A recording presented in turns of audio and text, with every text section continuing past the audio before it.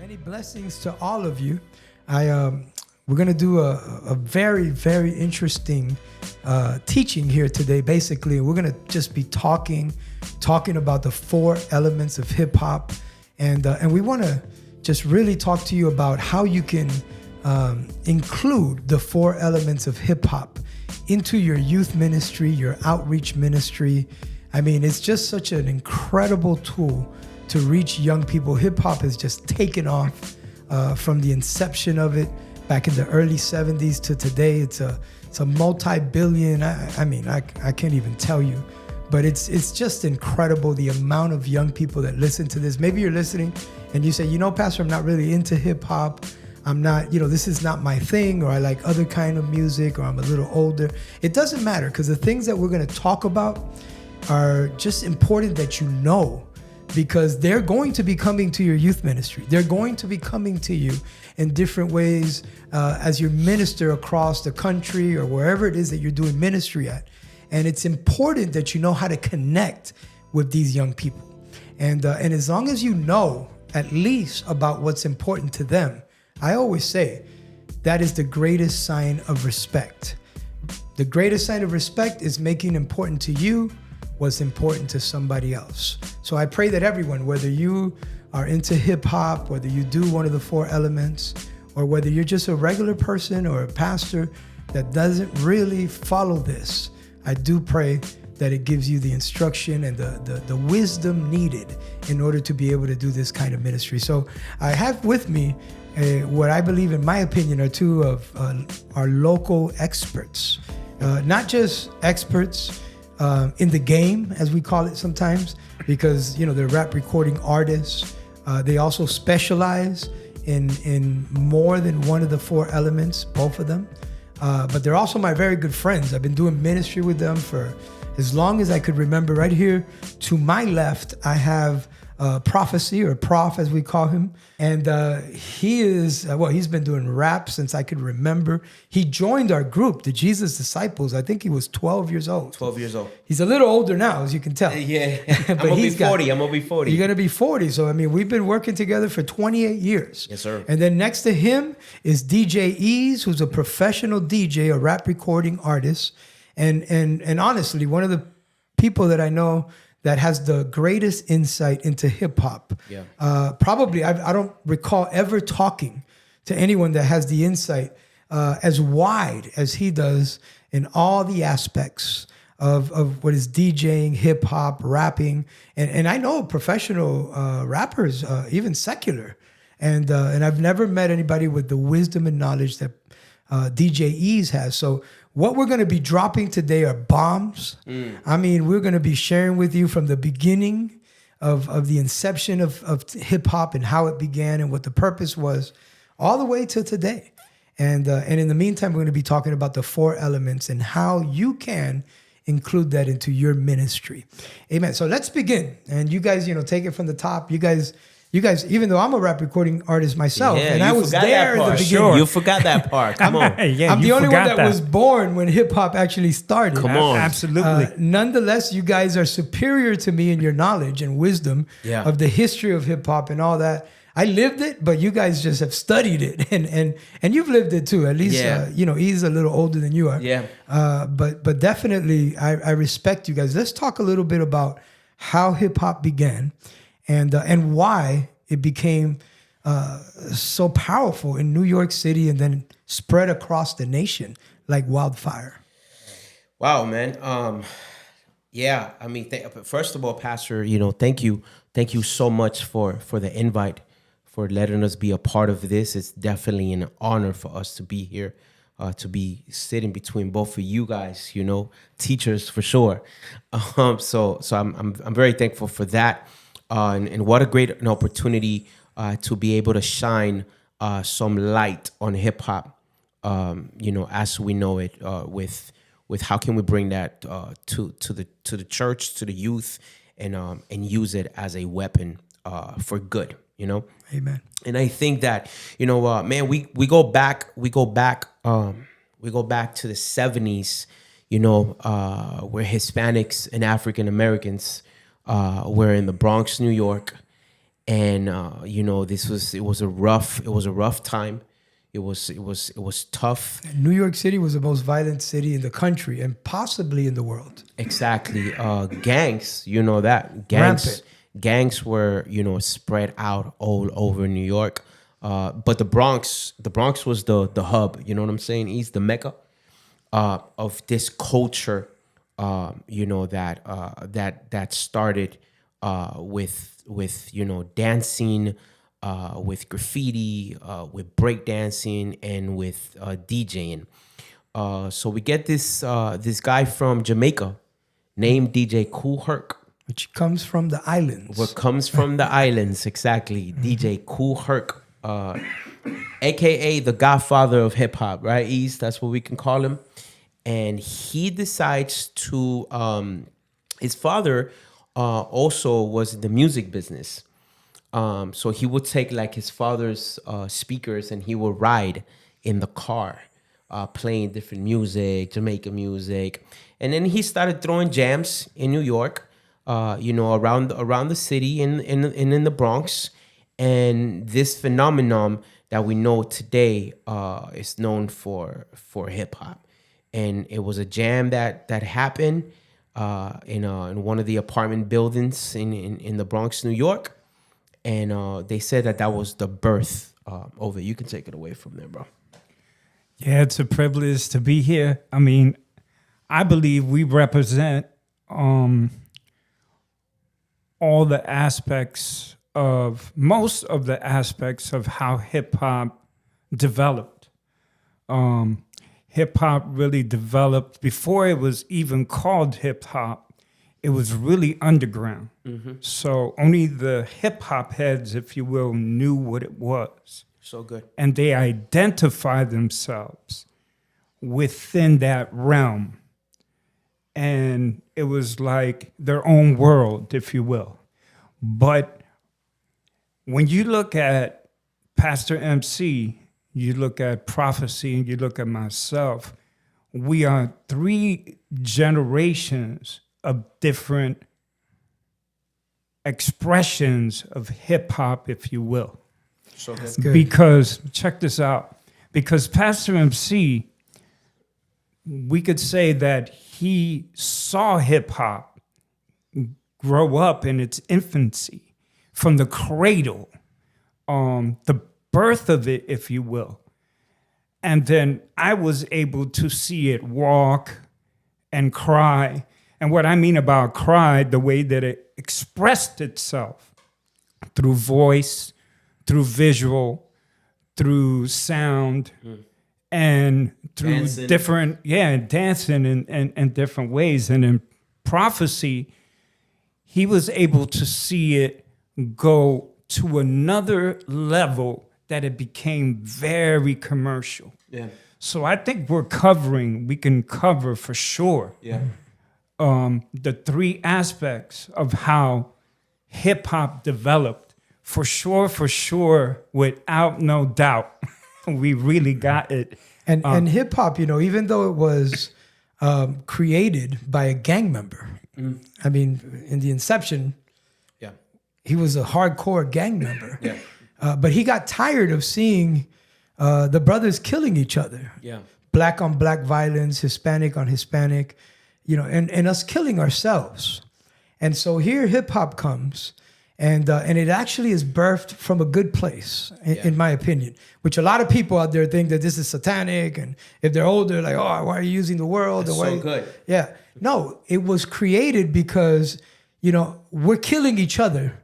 Let's stop killing each other. I'm going to kill you with my rhymes.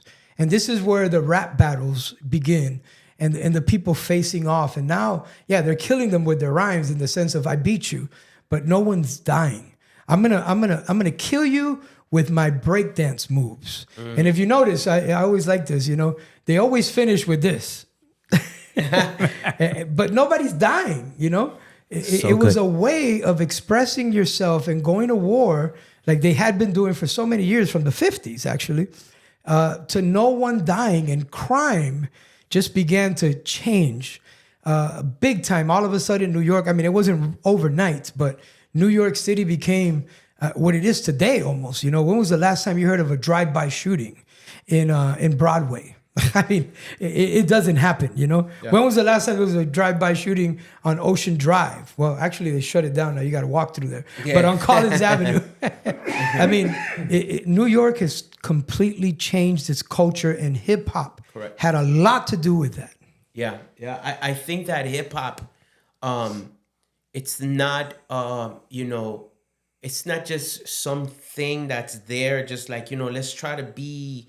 You know, how do we mix this in, or how do we, you know, try to make it part of New York? Hip hop is New York. That's number one. That's deep. Hip hop is New York. When you go to New York, when you land in New York, my parents are originally from the Bronx.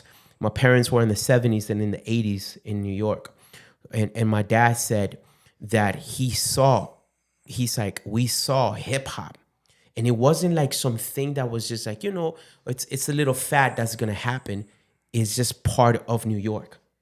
It's them. It's there. From the trains to the walls to the way people dress.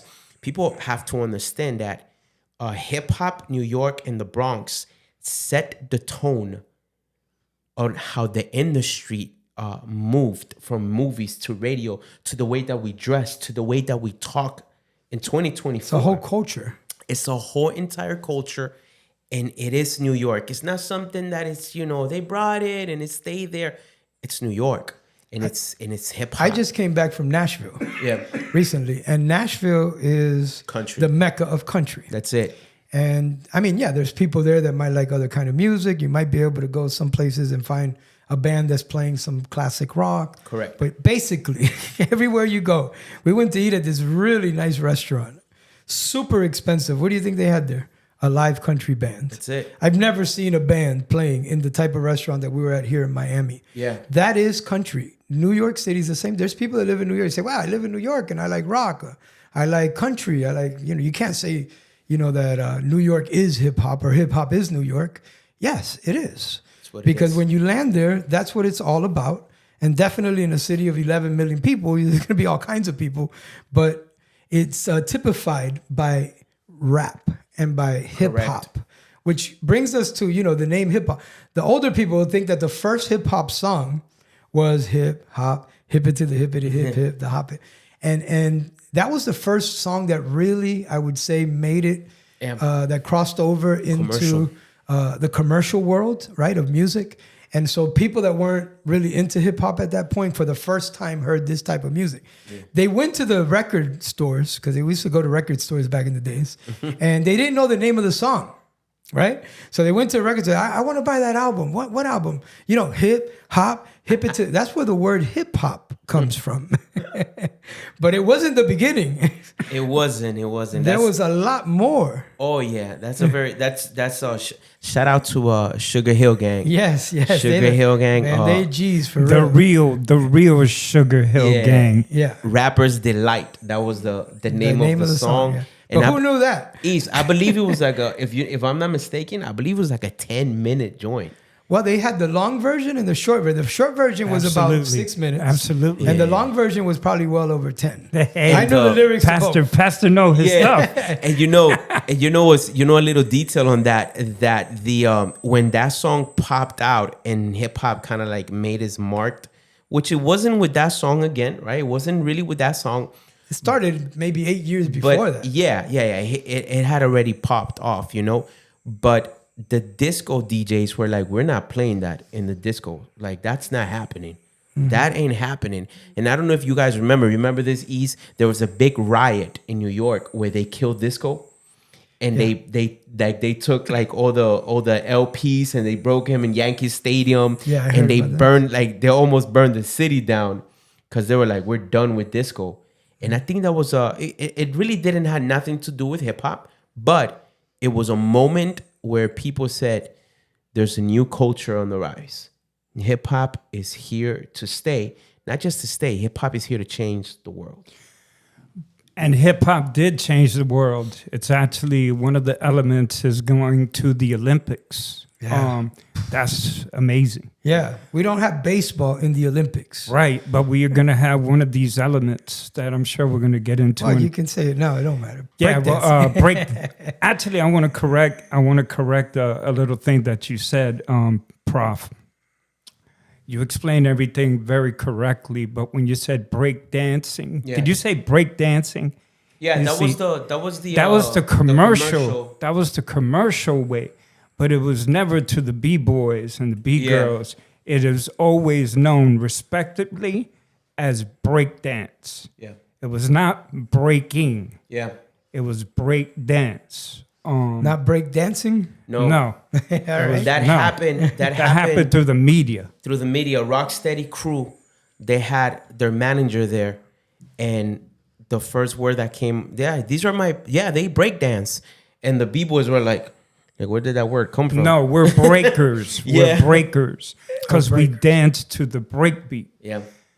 And That's a good actually, DJ Kool Herc was the first one to call them break dancers because they were breaking to the beat. But he was really, before it was even called hip hop, before hip hop came to existence, there was already people doing from the 60s back to probably back in the days, they were doing this thing called scatting.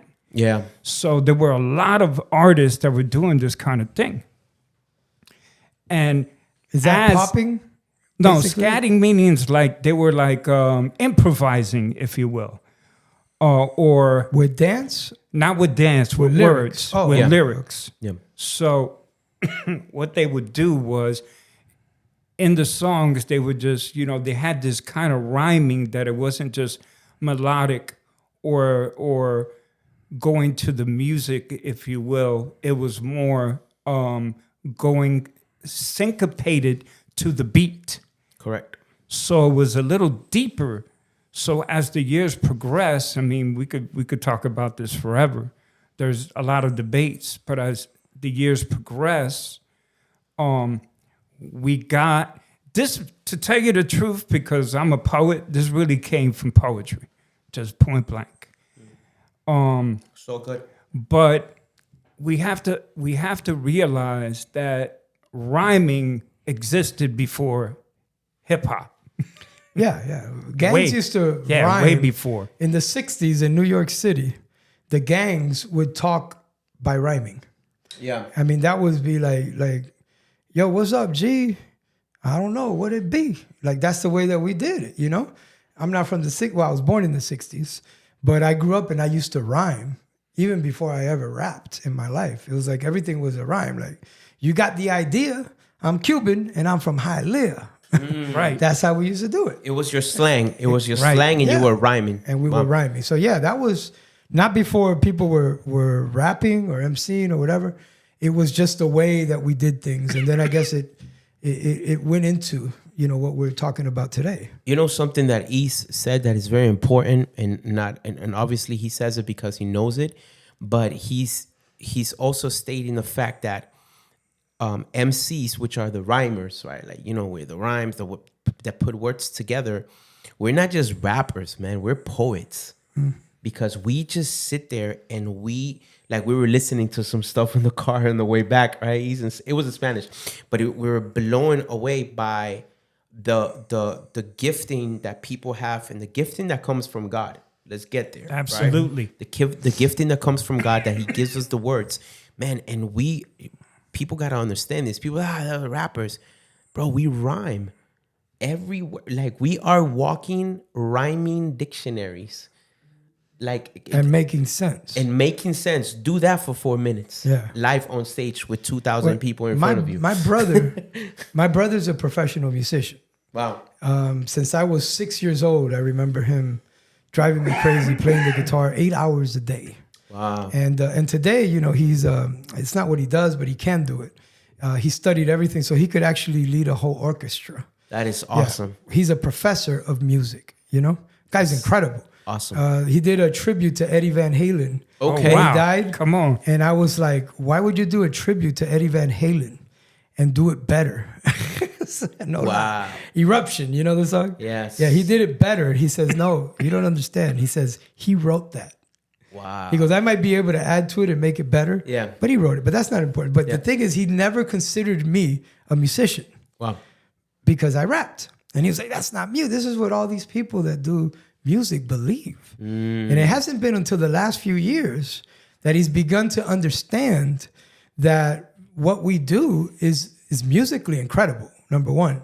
And we are musicians. It's like saying that a singer is not a musician. Exactly. If they don't play another instrument. Of course they are. They're vocalists, but they also have to know the beginnings of music. Yes. And DJing takes incredible beat masters. What they do is incredible musical talent. Yes. Rappers. Yes. You know, and I'm sorry I'm using the traditional word, but you know, I want people to understand. of You know, I'm course. not going to say poets. Yeah, nah, We're talking to people that may not be, you know, that at that level, you know, and we know what we're saying. So we are musicians. 100%.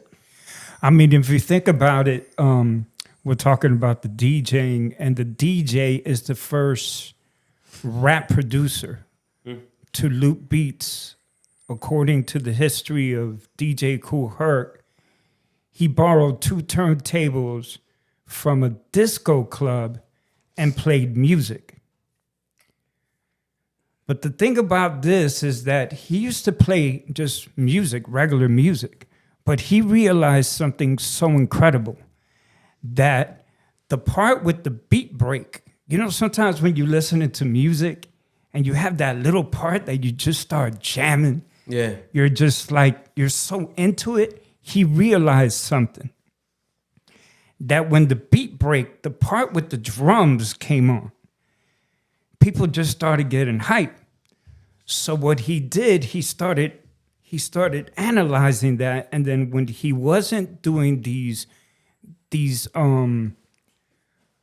sessions or sets that he was doing, that's what it's called, that he was playing, he would study and he would start getting these beat breaks and going to stores and getting the same records. And he invented this thing that, you know, to me, what he invented was called the merry-go-round. So what he did, because I went on the internet, I got exhausted trying to figure out what the merry-go-round was. But what I think it was is that you would have a turntable, a mixer, and another turntable. And the turntable has this thing called an arm where the needle is.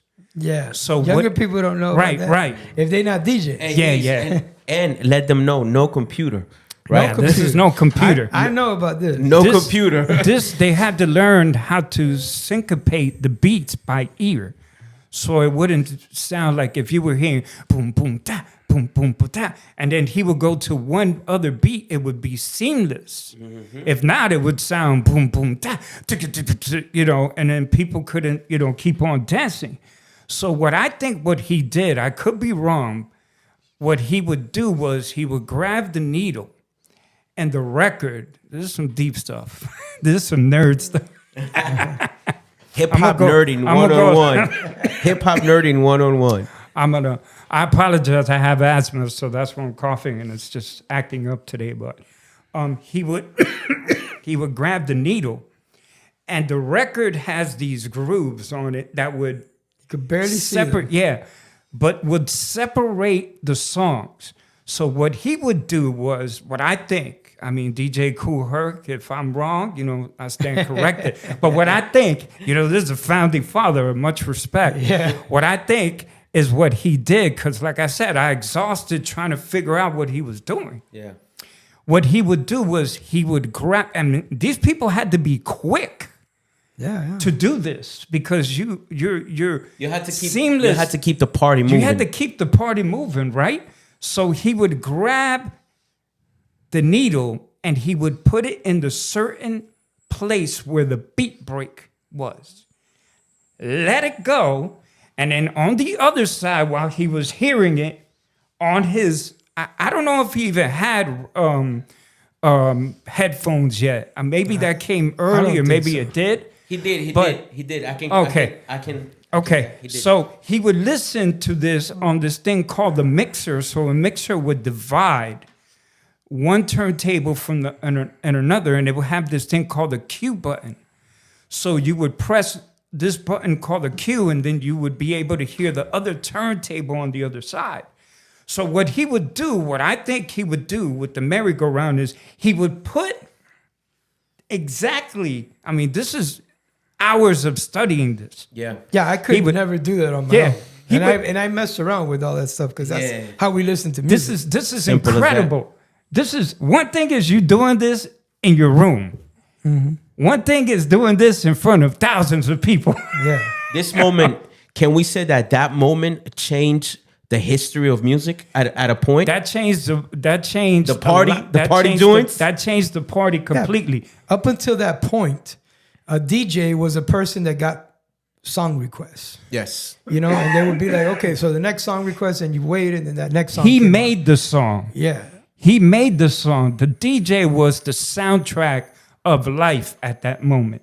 That's why a lot of groups, they were called the DJ and this, the DJ and this. Yeah. Without the DJ, they would have never been hip hop. Yeah, it was Run DMC and Jam Master Jay. Nah, but check this out. It was DJ Eric B and Rakim. It was DJ Jazzy Jeff and the Fresh Prince and so on. So this is amazing. He would grab the needle and drop it right there on the beat. Yeah. It had to be exact. Had to be perfect. And then And if you've never messed around with a record, right, or on a record player, he had to you can't study imagine this. how little and microscopic those needles were, and how little those lines were to put it perfectly, like you said, in front of I can't even imagine how difficult that was. But when he started doing this, Let him know he's... a DJ became a guy that could. The music never stopped. Absolutely, because he didn't have Pastor. to wait for the next request. He didn't have to wait for and people didn't have to wait around for the next song. It just continued on. And you know what's crazy about both of those things that you guys are talking about? One of the first times, and I remember that I saw, it was a documentary. I believe it's called Wild Style, and I saw Kool Herc do that. He wasn't even using the big LPs. He was using the 45s. 45s. Yeah, the little singles. ones. Yeah, the singles. So that made it even harder. That made it even harder, Pastor MC, because it's smaller. And he kept this thing like it was the jams, right? That's what they were called, jams. Yeah, just to finish this, because this is very interesting. He would, what I believe was the merry-go-round. I could be wrong, He would just drop it. When he would drop it, he would have this thing called the fader. So when he would drop it here, while the fader was on this side playing the song in front of thousands of people, and you know what I'm saying? You playing all this music, and as a DJ, I've seen the electricity go off, and people are like, boo, boo the DJ. These people are doing this in the hot, blazing sun, where the sun is they actually, if you see certain pictures, they have this little thing. It could have been their amplifier that they would have like a fan because it would be so hot. Yeah, I've seen DJs. One time I saw a DJ playing in the middle of the hot weather and his equipment just stopped. That happened to me before. Oh. Let's talk a little bit about because one of the people that impacted me, and I think really took music to another level and brought the social justice part of it into it, was Grandmaster Flash. Yeah, with his song that everybody would probably know the name of it better by "Don't Push Me." It's not called "Don't Push Me." Furious 5. And yeah, you always say that because to me it's Grandmaster Flash, but yeah, it's the Furious 5, Grandmaster Flash and the Furious 5. But that song just really started talking about real issues that the ghettos were experiencing, and to me put again hip hop at another level, where now it was shedding light on real issues. And I don't know, I doubt that was the first song that ever did that, but again, that was the first song that probably went commercial, right? Yeah. and really shed light not just to the people that were already knowing all these things in the hood, in the Bronx or whatnot, but now people across the country in suburban areas are hearing this. In white America are hearing this and saying, whoa, this is what people go through in the hood. That made an impact on hip hop, on rappers, on MCs, because we went from, I said, the hip to the disco, and everyone's like laughing, having fun in the disco and having a good time, to like, don't push. The attitude changed. You can see that in the attitude. Grandmaster, they were not in a disco like wearing They weren't happy. Oh no, they were not. This is we go from, I said, a hip hop, the hip to that's the attitude, and then we go to don't push me, cause I'm close to the edge. I'm trying not to lose my head. He's expressing. I saw an interview where they said, how did what was that? He goes, that was the anger that I had inside of me. I was really telling people, like, I'm mad, man. The hood is going through it, and that also became a moment that changed hip hop forever. But before, I want to go back again. Before the rapper or the MC had a voice, we still got to go back to the DJ, because without the DJ, there would have never been 100%. No hip hop. The DJ was the one that set the platform. Yeah. So we're going from the merry-go-round now. We're going into this thing that Grandmaster Flash created called the quick mix theory. So this, just to keep it, I'm going to keep it a little simple this time. So we're not going to do DJ later.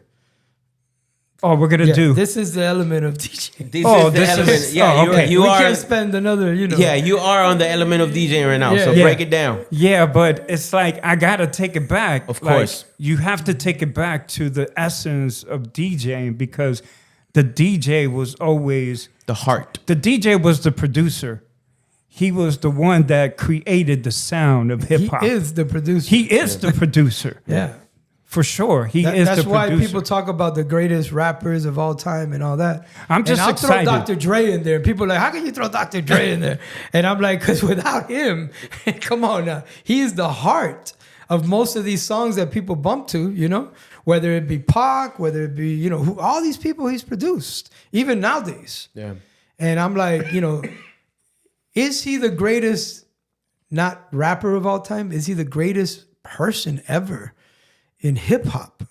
He's up there, bro. Yeah, man. He's you up gotta there. consider him. He's up there for sure. But but you don't like him, I can tell. No. I love all types. I love all types. What will you do with one Dr. Dre beat right now, and he sends it to you? Oh man, I'll wreck that beat, man. What you do with Dr. Dre? Just emails you, be like, PMC, I got a beat for you. I'll make a song to that right away. But you see, he East Coast. That's what. No. I'm East. No, man. What do you mean? You're from New York. With JDs, man. Okay, with JDs. Yeah, we worldwide. We're This is the love right here. And I had a little trouble. I remember with Tank. Big shout out to Tank, the evangelist. He was part of our crew, the JDs. But I remember, I don't know what we're talking about right now. I'm just excited to be here. Talking about Grandmaster Flash. Yeah, Grandmaster Flash. And you was going to explain. Yeah, the quick mix theory. So we went from the merry-go-round that I believe what DJ Kool Herc was dropping the needle, and trying to find the beat. DJ Grandmaster Flash took it a little higher to make it easier, because remember, you're dropping the needle, then you're going over here and you're trying to figure out the beat. That's like, you're going, it's like a merry-go-round. You're going back like this, like a seesaw. For 2-3 hours. Yeah, you're doing this like endless. Like a Himalaya, that you got to go backwards right. to go frontwards. So what he did was he started to think, he said, I'm going to do something that everybody said I can't do. I'm going to put my hand on the record. Yeah. And back in the days, he explained this, that you couldn't put your hand on the record. No, that would... you come from that era. Yeah, those records would get scratched so easy. Right. And if it had fingerprints on it, like people would always be cleaning it. If it had fingerprints, it would jump. The needle would jump. Yeah. Those records all the time, man. especially after you had it for a little bit, you play the song and the needle would just bounce to like go forward or back. Once that happened, that record was no good. Unless you had this little secret that you would put a little penny or you would put something on the for it not to bounce and stuff. I don't know if I'm in the right place. Should we be talking about the DJing? You now? there? You there? Yeah, We're good? Like I said, we're talking about DJing right now. Oh, okay, good. All right. I just want to be syncopated with all This of you. we're talking about 4 elements. Okay. And one of them is DJing. Right. And we're on that right now. We Okay, might beautiful. bounce back to the history because I don't think we're done with that. But yeah, this is DJing. Yo, my dog just said a hip hop word, syncopated. Have you ever heard of that word before? I love it. But you know what? You want me to tell you something about that? It's hip hop because that's what hip hop's done too. We've created our own culture and we've understand. Someone can say syncopated, but I understood him because that's what hip hop does. But that's what it is. So DJ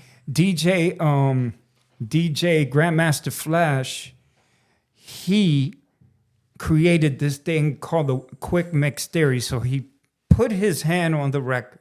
And then he was like trying to figure out a faster way, instead of just picking up the needle, dropping the needle, going to the other one, dropping the needle. He was like, there has to be a better way for me to keep the party going.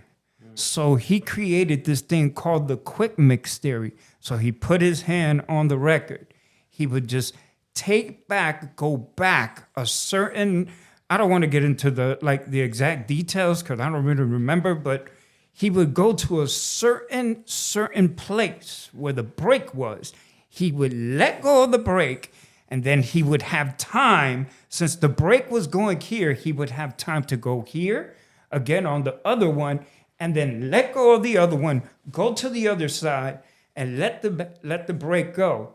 That's much easier than picking up the needle, dropping it here, and then going with another switch, dropping the needle here, and then going to the other place. That's like this guy revolutionized what we call, he was called, and he is the founding father of the first sampler. He is the loop maker. Yeah. The DJ is the one that gave the foundation, the music for the rappers.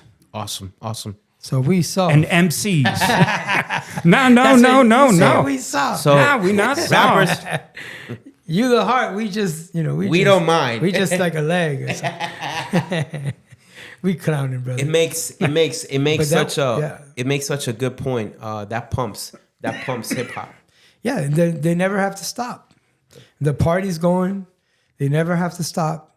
The people, are loving it. They're dancing. They never. Of course, the person dancing never even notices what went into that. Right. That is so awesome. Yeah. One of my teachers said this, it doesn't matter if you have a Fisher-Price turntables. What matters is what comes out the speaker. All this kind of other stuff between us DJs, when we start speaking, if we have techniques or if we have this or we have that, that's between us. But the people just want to listen to the song. Yeah. That's all they want to do. Wow. But going back to the DJ, like you said before, they didn't just create this from one day to another. Yeah. Flash was like frustrated when he started creating this. He left it like for I think a couple of weeks or months, and then he came back and he perfected this. This is so amazing because without this, there would be no hip hop music, Correct. if you will. That there really is no hip hop music. Will Smith said it best when he won the Grammy. Correct. There is only hip hop. Hip hop uses different elements. Shout out to Will Smith. Yeah, Will Smith. Different elements. There is no really hip hop music. It's just like a jumble of sounds together. But there is the foundation of the boom bap. Yeah. But there's really no music. That's why it's so international. I admire that part of hip hop a lot. Like what DJ East was saying. the DJs and like what you said, Pastor, is what keeps the jam popping, happening. And it's like, you know, shout out to one of my boys is also my DJ when I perform. His name is DJ CeeLo, PMC. DJ CeeLo, if I'm not mistaken, he's 25 years old. Listen to the power of hip hop. He's 25 years old, so that means that he was born like last week. Yeah. You know what I'm saying? Shout out to you, Tupac CeeLo. wasn't even alive. Yeah. Imagine he's like 25 years old. This guy at 25 right now, he got invited to the Graffiti Museum in Wynwood, and he showed up to the Graffiti Museum with original turntables, no computers, and crates, and he DJ'd the whole entire event with just crates and no computer. Nice. At 25 years old. I've heard of him. I don't know if it's from you. And then I was just so in shock. Yeah. Because I was like, yo, you didn't take the... He's like, yo, I'm a DJ, dog. And I'm like, whoa. I think I had sent it to you, East. And it was just that essence is... Yeah, it's crazy. Let's break this back now to the people that are probably, you know, wanting to see this more than anything. Obviously, a person that's really into hip hop, maybe, you know, someone that speaks or someone that does rhymes, you know, breakers, like you said. You know, they might watch this and say, oh, let me see if they have any, you know, anything I haven't never heard before. But the real person that is hearing this and the people that we've been trying to reach with this are people that are in a position of authority. Correct. And, you know, they have a connection to youth. They work with youth. You know, they have youth, they're youth pastors or whatever. They go into the juvenile hall, whatever it might be. And they want to connect with them. How, as a leader, can a person incorporate DJing into his youth ministry in order to attract young people that are into hip hop? Awesome. Music speaks every language. That is true. Every single language. You could go to Brazil and I could put a record on and they probably will know it. And if they don't know the words, I am sure they're going to know the beat because I'm going to drop the right beat. Do you encourage a youth ministry? Just kind of look at it as a youth church. Do you encourage them to have someone there that is a professional DJ or at least knows what he's doing for every service? I think it's amazing because I'm going to break it down really, really, really easy. The DJ, if we want to take this in the spiritual world, in the church, the DJ, you can look at the DJ as the praise and worship leader. Mm. If you want to break down also the rapper or the MC is the evangelist. He's the one that's bringing, you know, the words, the good news. The good news. Then you have the breakers that, to me, I looked this up and you know that I'm an avid reader of the Bible. Correct. Like I remember you never let me participate when we had those games in the church. When you had those, you know, those Bible. It wasn't fair. It wasn't fair. Yeah, it wasn't fair because I was like, it's not that I knew it all. It's just I had great teachers, and the greatest teacher that I had studying the Bible was the Holy Spirit. So I was very hungry. But as a breaker, the first one that I ever saw in the Bible that you could consider a breaker was Miriam. Miriam was the first B-girl. I thought he was going to say David, but yeah. Well, David came after. David came after, but the first one to ever dance that I know, if you look at the Bible, when the Red Sea opened, the Bible says that Miriam danced. She danced in the middle of the Red Sea, not just by herself, but she danced with other people. She had a crew.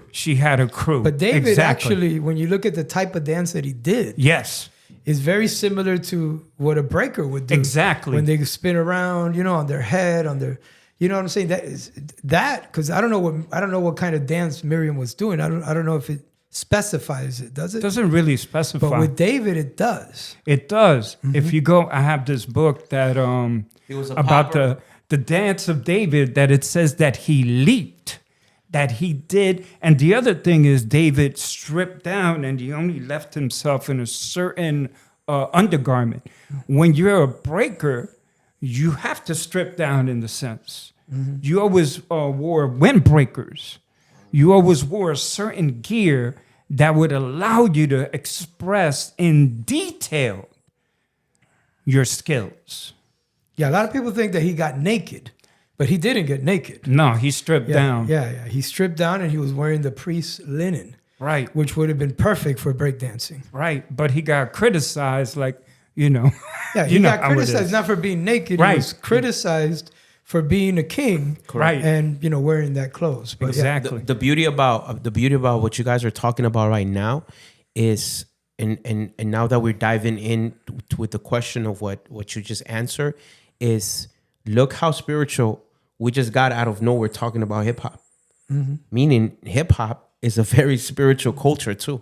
It could be. Absolutely. Yes. It That could be. it could be, Yeah. and it can be used. It's been hijacked. Oh, Like 100. all the good things. The 4 elements, Pastor MC, all 4 elements: graffiti, breakdancing, DJing, etc. They teach you. They teach you something. You get something out of it. Ease doesn't know how to DJ just because he DJs and just because But there was what is the word? Dedication. There was dedication and there was discipline. discipline. The 4 elements of hip hop. If you want to master those 4 elements, you need to have discipline. What is the word of God in our lives? It's discipline. Pastor, it teaches us to be disciplined. Listen, when I was young, What a great tool, right? For youth. Breakers would spend anywhere from 4 to 8 hours a day practicing. The whole day. Listen, I saw this. I had a whole bunch of friends that were The whole day. Yeah, part of that initial movement of breaking. Here in Miami. Yeah. I knew a lot of these guys, bro. Crazy Legs. The guys are. I knew these Speedy guys. Legs. Speedy Legs. Shout out to Speedy Yeah, Legs, yeah. my boy. And they would practice. And remember, I was telling you, my brother was a professional musician. Correct. He did the same thing with the guitar, 4 Correct. to 8 hours a day. So this is serious. Like, you didn't have time Oh, to yeah. go out there robbing people. No. You didn't have time to do dumb things. You were there practicing because you were waiting for your next moment to compete, and that was a lifestyle.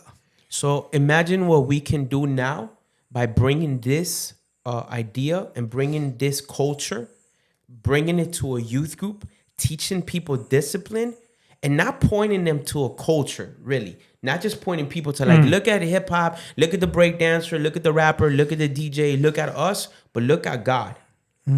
Through a youth group, a youth movement. Pastor, you were there. We grew up in next level youth, and hip hop was a big part of everything that we did. Maybe you can break one of the break that things down on that. One of the things that we did going into the schools to reach kids that were unchurched, we always took dancers. They would do breaking, hip hop dancing.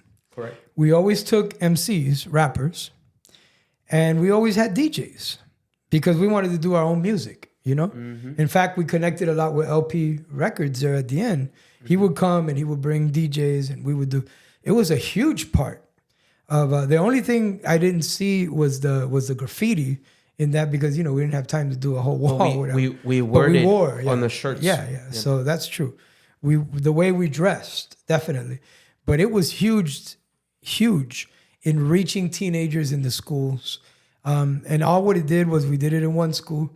And then people found out that we had been to that school. Then there would be another school contacting us. Can you come to this school and do the same thing? And can you come to this school and this school and this school? And let me tell you something. The first time I ever went to a school, bro, this is so powerful.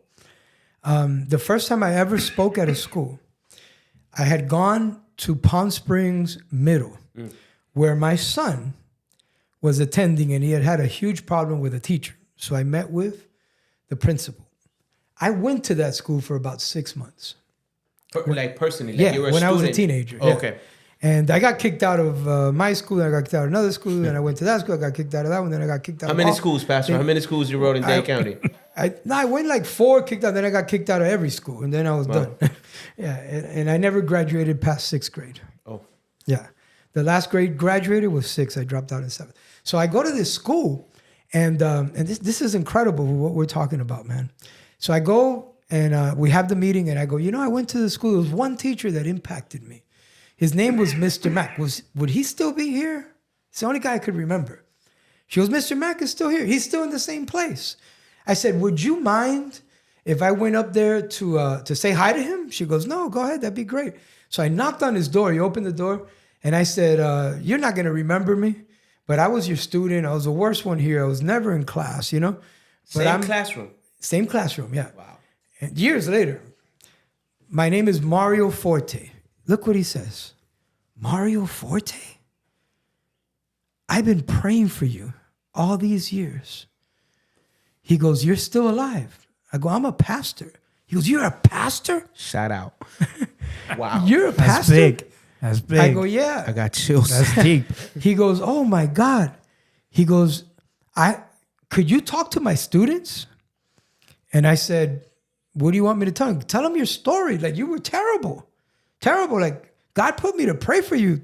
It had been like 25 years. Wow. And I said, okay. I go, do you mind if I rap? He goes, no. I go, I got a boom box downstairs. Maria was waiting for me in the car. There goes hip hop. Yeah. She was pregnant with Jonathan. Wow. Yeah. And I go to her. Throwback, I called her. I said, babe, can you bring that boom box up here? She said, of course. So I went to that. I did a song.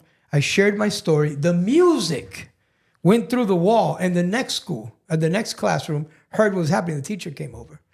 And she goes, what's going on? I know, this is Mario. He's my former student. Oh, you think he can come in the next period and talk to us? And I went to another class, and then I went to a 4th class. Guess who was in that 4th class? My son. He's like, what are you doing here? That mom and dad. Mom's, pregnant 9 months. And what are you guys doing? I'm rapping. What did I do? No, I'm going to rap. He was like, you crazy. You're not going to rap. I go, yeah. Next thing you know, I'm rapping in the class. The principal of the school came to the classroom. And she said, this is incredible. She goes, can you do this same thing in the auditorium? Bro, it was the music that was going through the walls and my lyrics going through the walls from class to class to class that opened up. And at that point, I said, I have a calling to do this. I'm going to tell you, that was 1995. Because Jonathan was born in 95. And it was 1995. How long is that? 95? Yeah. Almost 30 years. Yeah. 95, 2005. There's already 10. Rap got me in the schools. And from that point, every school I went to, I rapped. And then we added the team, started adding elements to it. And, obviously making it more and more better rappers, because I'm not the best rapper. Although I'm deep. I'm deep in my story. You got flows. Don't you give got me flows. That. You got flows. You're a youth pastor. I guess the best advice we can give right now is simply bring on staff. Every youth church wants to have a band, right? Correct. And they want to have a good band. Look at it as a priority. As important as it is to have a keyboardist and a person singing, to have a DJ. Awesome. Is that right? Do you want to add anything to that? I say yes. I say yes. I mean, yes, for sure. But I just want to make it a little clear what I was saying in the beginning with prophecy. It's not break dance. It's not break dance. It was named breaking because they were dancing to the breakbeat. So I want to make that clear. I know this, but you can't teach an old dog new tricks. Right. And I remember at the time it was breakers. Right. But then breakdancing took over. Right. As a terminology. And like I said, you can't teach an old dog new tricks. I'm probably going to say it wrong at least a few more times. But what you were saying about the music, and it goes back to the DJ, without the DJ, there would be no soundtrack. Correct. It's the soundtrack. It's the foundation. It's what it the is. Heart. The soundtrack. I think it's the best the way soundtrack. Yeah, it's the heart, the soundtrack, the soul of one of the parts of the elements of hip hop. And a rapper, a true MC, and you know this, Pastor, a true rapper, man, if my DJ cannot make it to the performance that I'm doing, Yeah. I usually say no. Yeah. Like because I don't know if this is the correct word to use, but it's like you feel nude. Well, it's like a keyboard. It's not showing up to a singer. Yeah, man. I don't. We got someone that's gonna cover for him. Yes, Nah. and you know what? Again, that's the importance of it. And I've learned through hip hop. Hip hop teaches you also, like we said, hip hop teaches you, the importance of what was the word that we were using again? Discipline, and it teaches you how to move correctly with your people, with your elements, and how you doing and how you do it. One of the things that I've done with my DJ is a lot of times the DJ he's like in the back, right, and it's like and the MC's in the front. And it's really like, I tell my peoples all the time, and man, if it wasn't for DJ CeeLo, if it wasn't for DJ Ease, like, we're not here. So it's taught us to not look at all the elements and be like, oh, that one's whack, or that one's better than this one. Or I'm a B-boy, but you're not an MC. Like, it's taught us that. That's a spiritual thing too, Pastor. That's a spiritual thing. Working as a team. And it's that happened to you, going back to it from the DJ. Now we sink into the rapping. It started going through the walls. That was a spiritual thing. Yeah. You went to a public school, and they were like, "Can you come and rap on this? Can you come?" Then you ended up in the auditorium. It cannot get any more in that spiritual fourth than classroom, the principal of the school received Christ with me in that class. Come this on. is how I said, okay, I got to do this. Like, I have a calling to do this. And that was, sometime in 95. My son's born in April. So, it had to be around February or March at least. And that's where it takes off. And let me tell you, from that point on, I started going to school after school. You guys came on the scene with me going to school a lot after that. Correct. I mean, think about it. If you would have never answered that call, I would have never met you in the church where I first met you in Shenandoah, where I came that you hired. I believe you hired a DJ. Was it you, the DJ? Yeah. I was with somebody. Because I know how important that is. Yeah, right. Because you know the four elements of hip hop. And that was what year? 96, 97? Yeah, that was a long time ago. And I remember I was with somebody else, and I told them, throw an instrumental. So I remember grabbing the mic, and you were with your crew. You were with your JD crew at the time that I didn't know there were JDs. Shout out. Big shout out. And that later on I became a JD, a Jesus Disciple, the rap group. And day one. Yeah, since day one. And prophecy became the next generation also. Oh, no. But it's like, without you answering that call, I would have never met you at all. I would have never met you at zero. I would have never known who you were. And you even took it higher, because from there, I remember you had some involvement in the church where I was, and you did this amazing outreach called, I think it was called Jump Jam. Yeah. Jesus using many people. Mm-hmm. And the first time I ever met at the skating ring, right? At the skating ring in Hialeah. That was crazy. I mean, I'm sure you're gonna talk about it, because Jump Jam. Yeah, but this was so awesome, because I see this kid with a boombox outside with glasses, little chubby kid, and he's rapping. So I'm like, I walk up to him and I said, "What's up?" He goes, "Can I rap with you?" He says, "Yeah, go ahead." Little did I know that was Chris, that was Tank, that you knew for like, you already knew him. I knew Tank since 87. A lyrical beast. A lyrical beast in in Spanish and English. That guy is like amazing. Yeah. And I remember him going inside, went on the stage with you, and the first time I ever heard a pastor, this is historical prophecy, called an MC, the first time in my life. Pastor when MC. This is historical. Yeah. The first time I hear Chris Tank, the evangelist, big shout out, my brother. And Honduras over there where you at. Yeah, Much love. He's gonna be watching. I actually spoke to him not too. Yeah. I didn't tell you. He's coming to Miami. Yeah, right? I spoke to him not too long ago, and I think I let you know also. Yeah. We got to get him. Can't wait to see him. Man, but I saw him on stage, and he called you Pastor MC, and I said, "Who the heaven is this man, Pastor MC?" I was like, and I'm sure you could talk about that, Pastor. I was blown away. That specific event was incredible.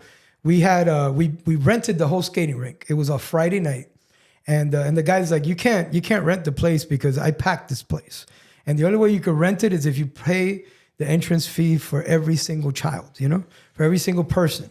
And I was like, so how many can fit in it? He goes, 1,000. I go, okay, I'll pay for 1,000 people. Not just for 1,000 people. We're going to pay for their food. We're going to pay for their skate rentals. We're going to pay to give them tokens. Mind you, we didn't have the money for this. We just did it. And you gave out raffles. Oh, we were giving You out. you were raffling off. This was done in faith. And this was so packed. And they weren't giving out just whatever. No, we were giving out nice stuff. Man. Yeah, like TVs, really nice stuff. Yeah. And so we had 1,000 people inside, and then we had a line of at least 3 or 4 blocks. And every time one person would leave, one person could get in because it was maxed out at 1,000.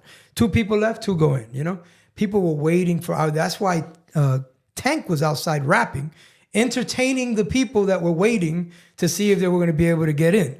This event was revolutionized. I mean, I think Miami and a lot of other things. The event that you were talking about at the church where you went to DJ, that event revolutionized the world too, because, or at least the city, because that brought an entire gang, the 10th Street Thugs, to the event. They all got saved on a Friday night. And Sunday morning, they all showed up at my church, right there at the place that we had in Little Havana, 8th and 22nd. Over 100 gang members showed up. I'm talking about tatted up, their face. I mean, they look crazy. And I was the Hispanic pastor there, doing outreach to gangs. The other pastors called me into a meeting Monday, and they were like, we heard there was over 100 gang members here. I'm like, yeah, isn't that great? You guys called me to do gang outreach. Not 100. Not 100. I mean, 1 or 2, awesome. We'd love to talk about 1 or 2 that have been changed, but 100, there's going to be a drive-by here. Our insurance don't cover that. What are you going to do? And that day, I had met Pastor Delgado. Wow. Just a few days before, he had interviewed me on his show, given him my card. We barely talked other than the live. He called me, and I said, I was so mad, I just picked up the phone. He goes, son, hijo, and in Spanish, todo está bien? Is everything okay? I go, no. He goes, what's wrong? I go, they're making me make a decision to get rid of all my kids from the gangs from this church, or else I got to go. He told me, come by when you're done. I'll pray for you. And I just went in and I said, I quit. Let me tell you, I've never been paid better than I was at that church. Wow. Not even close. Whoa. From that moment, I went to meet with I didn't know what was going to happen. He could have just laid hands on me, prayed for me, and sent me on my way. He said, how about if we start a gang church? I said, that's crazy, but I could do that. And bam, from that point on, the gang church idea was birthed, and within 6 months, we were open. And again, history in Miami was changed forever. Can you imagine? Check this out. Wait, I'm just going to say this little thing because I want to connect it with you. It's so amazing that we connected actually 3 times. We connected with the DJ. We connected with the DJ.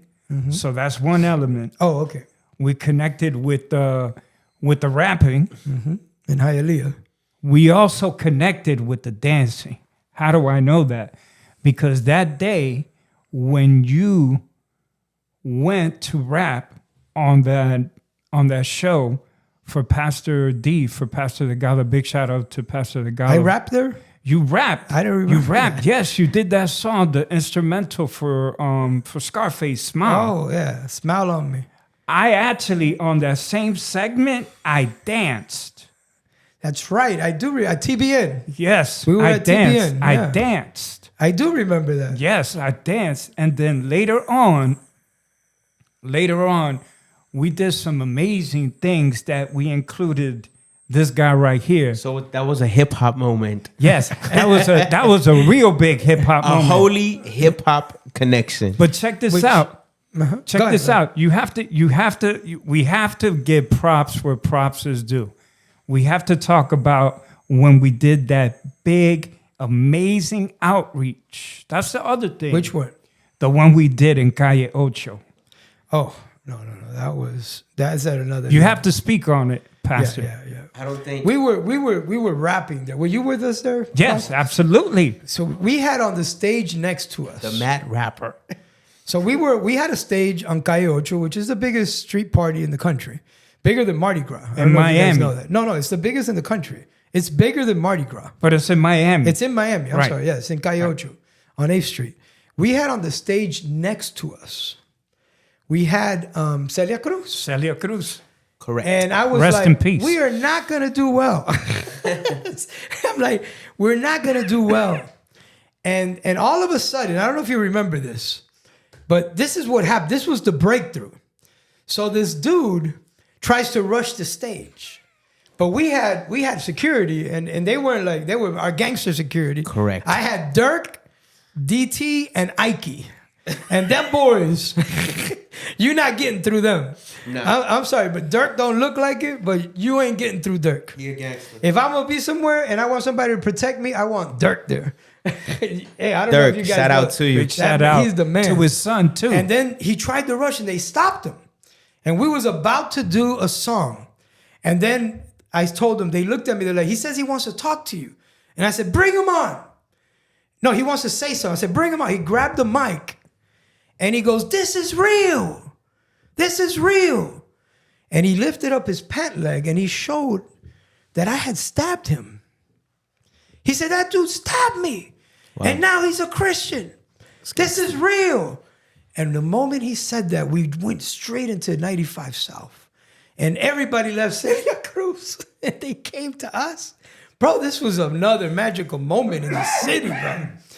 And I told the people when we were done rapping, the guy next to me, I said, look, lift up your beers. You remember this? And I said, lift them up. Everybody was like, I go, turn them around and make the sign of a cross. That's what came to me. I remember that. Empty them. I remember that. And I said, and repeat after me. Everybody received Christ. We had 1,000 Bibles. And within 3 minutes, we had run out of Bibles. Let me give y'all a detail that maybe y'all don't remember. And this is gonna blow your mind. And I remember this. That when we showed up, they had given us, I think it was like 15 minutes only. And then I was in the back with Tank. And Tank was like, wow, dog. He's like, man, I thought we had like 25. He said, we only have 15, so we got to cut. We got to cut some songs or like, something, because now it's only 15 minutes. And Tank was a little bothered by it because he was like, nah, bro, 15 minutes. And I said, Tank, we just got to take the opportunity and do this because that's it. That's what we got. It's 15 minutes. And then we prayed and Tank said, Lord, give us more time because you know that we're here with purpose. It must have been like 5 minutes later. I don't know what happened that one of the stage managers or whatever was taking care of the stage came and said, hey, all the acts are not going to make it. Yeah, we had the whole day there. You guys are the only ones. And we stayed there rapping for almost 7 hours. We will rap the same songs because it was be different groups crowds, of people. And we rapped our voices off, bro. And people were getting saved left to right. All because of God using hip hop as a tool. God can use anything. And He if you're used me listening, stabbing this dude 40 Yeah. years ago. God can use anything. Maybe I should stab him again. Well, this time you stabbed them probably with the, check this out, you stabbed them physically, but this other time you stabbed them with the word of God. Yeah. Because the word of God is the double-edged sword.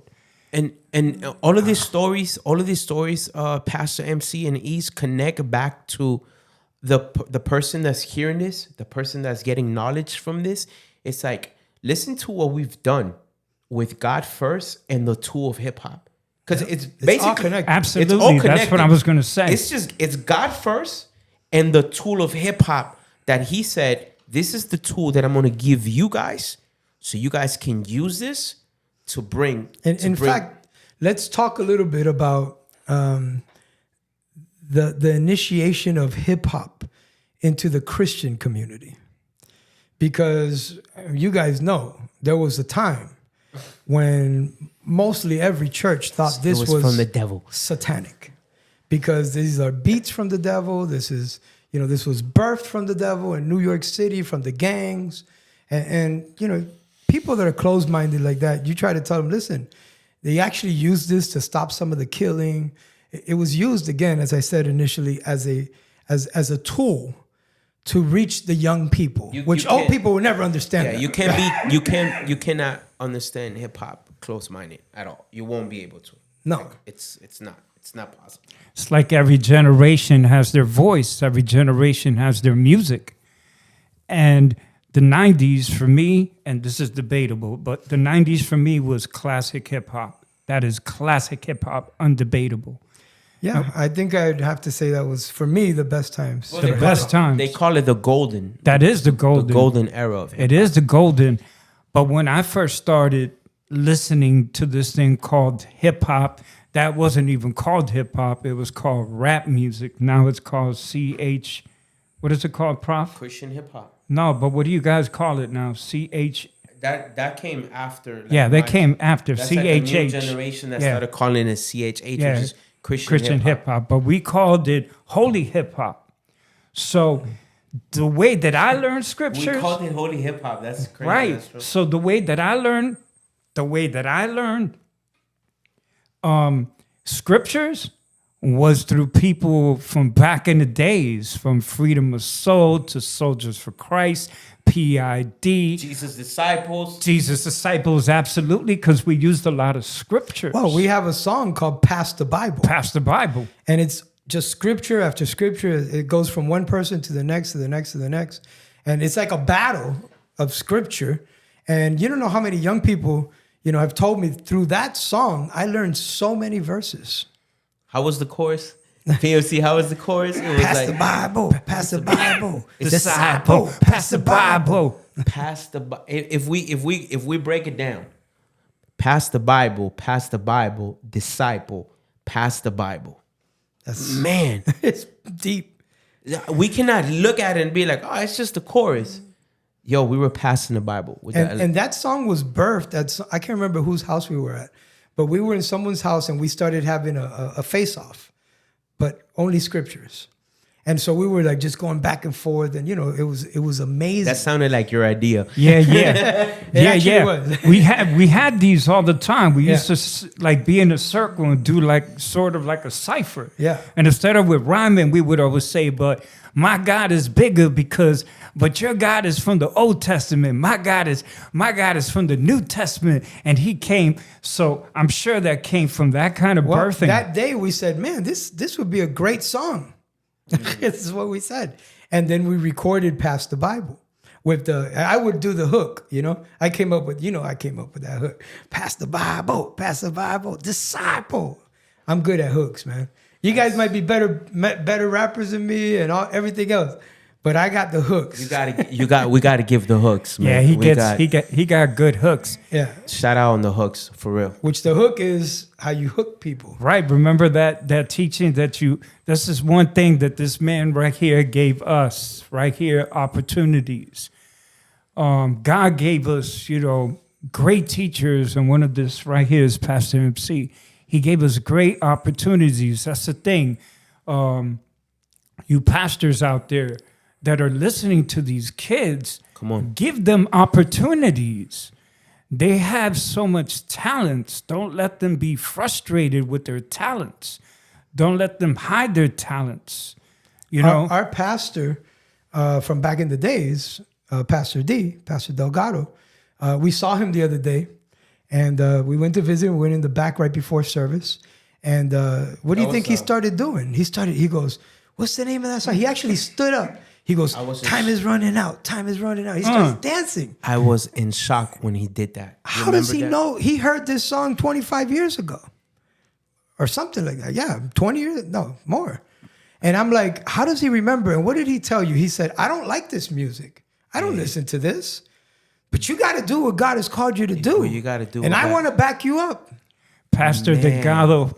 That's exactly what you were just saying. He was the greatest, man. When I first started in the church, I would dance in the church. I would pop lock. The Godfather. I would dance. You were the only one. I was the only one, not do the little, what they call like in the church back then, the little popping. Holy Ghost shuffle. You were popping. No, I was popping, locking, breaking.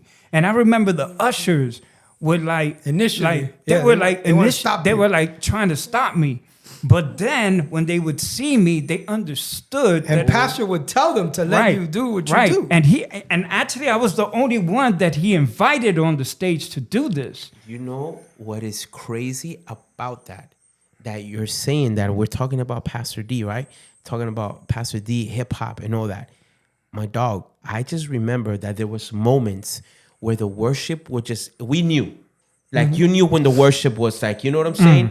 And I don't know how this happened, but I remember it happened in the small temple first. But I remember that, I don't know if you guys remember this, but I just remember one time that we were in the small temple. We still didn't have the big temple. And the worship was just like, and I remember that the youth will go to the front too and worship. Remember that we'll go to the class. And then I do remember...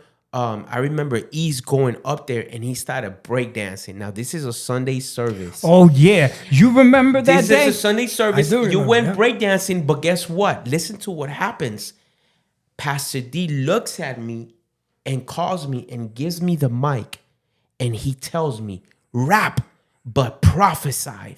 Yep, I remember that. Yo, and I started to rap. This is a Sunday service. In the middle of Miami, we're in Alpha and Omega. This guy's breakdancing. I'm rapping. Again, God is getting all the glory, and hip hop is being used again. But Pastor, do you remember, maybe this is a separate day. You remember the day that there was the Sunday service, instead of being, I think it was like, we had a Sunday service in the morning, then I think the English, and then another one. And then we changed it to the end. Yeah. I remember Pastor D used to go and preach sometimes. That day, he didn't preach. That day, I think it was you, me, him on the stage for the whole entire service. We were just rapping, he was singing, and it was just all about hip hop that day. Do you remember that? I do remember that. And we have another teaching actually that's available that's called Youth Group versus Youth Church. And one of the things that we talked about on there, and we mentioned Pastor D specifically, is that if you're going to be working with youth in your church and you want to have a large youth ministry and you want to take it to that level, you have to be under a pastor that understands your calling. And it doesn't mean that because he doesn't like rap. He told us the other day he never has. Even though he encouraged us to record our first album. Yeah, in fact, he paid for it. That's how much he liked it. That's how much he understood the concept of the outreach. So if you have a pastor that has not bought into these things or this idea and doesn't support you, it's going to be extremely difficult. So number one thing you got to do is you got to meet with your senior pastor and you need to tell him your vision and you need to teach him some of these things about hip hop and the history of it. Send him this video. Send him this. I don't know what it is, but get him on the same page with you, because the reason we were able to do a lot of these things is because he completely supported us. I asked him the other day, I met with him again, and I said, Pastor, how many times did you ever show up at our youth ministry? He goes, I don't think I ever did. I go, no, you never did. I go, one time you went to a retreat in your car and you stayed in the car the whole time. and yeah, the kids were around because the kids loved him, because we teach that. And then I said, and why didn't you go? I go, it's not because you didn't care. No. He goes, no, it's because I trusted you 100%. You got to have that. You got to have that. You got to have that. That is beautiful. Pastor, we don't again, I don't want to point people because that's not what we're doing. because we're not pointing people to a hip hop thing. We're talking about hip hop, but you just said something like 10 minutes ago. You say, I'm good at hooks. Hip hop is the hook that we've been using to point people to Jesus. That's good. We're not using rapping to point people to rapping. We're not using DJing to point people to DJing, because nothing, we can get out of that, but just you're talented. Wow, you have a good thing. We're pointing people to Jesus with these 4 elements, man.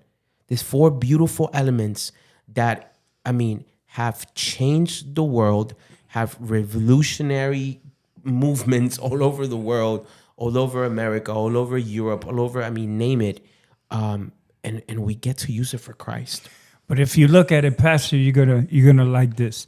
If Moses can use a snake and the representation of the snake was like the representation of like an idol, and if of the devil. And if Moses was able to use a snake, because weren't they getting bit by a snake? Yeah.